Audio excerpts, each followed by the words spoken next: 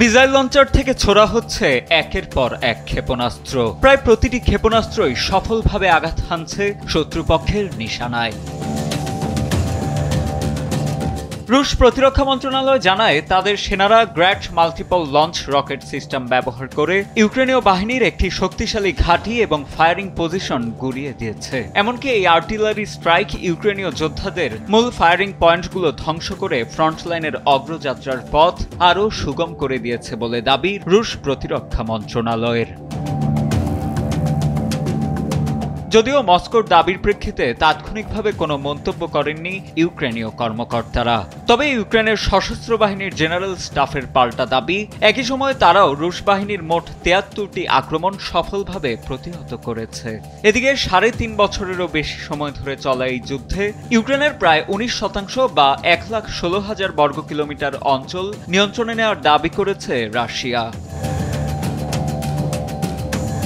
সম্প্রতি রাশিয়ার চালানো এমন ভয়াবহ হামলাগুলোতে কার্যত বিপর্যস্ত হয়ে পড়েছে ইউক্রেনের বেশ কিছু শহর। এই সামরিক সংঘাতের কারণে জনজীবনে নেমে এসেছে চরম দুর্ভোগ। টানা তৃতীয়বারের মতো ইউক্রেন জুড়ে চলছে বিদ্যুৎ বিভ্রাট। দেশের জাতীয় বিদ্যুৎ সংস্থা ইউক্রেনেরগো জানিয়েছে, রাজধানী কিয়েভ সহ ছিতরমি, চেরকাসি ও চেরনিগোভের মতো গুরুত্বপূর্ণ 4টি অঞ্চল সবচেয়ে বেশি ক্ষতিগ্রস্ত। ব্রিটিশ সংবাদ মাধ্যম দি গার্ডিয়ানের প্রতিবেদন বলছে, বিগত কয়েক মাস ধরে মস্কো ইউক্রেনের জ্বালানি অবকাঠামোর ওপর হামলা বাড়িয়েছে। এর ফলে দেশটির একাধিক শহরে বিদ্যুৎ, তাপ এবং পানি সরবরাহ ব্যাহত হচ্ছে। বিশেষজ্ঞরা যা তীব্র শীতকালীন সংকটের ইঙ্গিত বলে মনে করছেন। অন্যদিকে বিশ্বজুড়ে নতুন করে পারমাণবিক অস্ত্রের প্রতিযোগিতা শুরু হওয়ার আশঙ্কা দেখা দিয়েছে।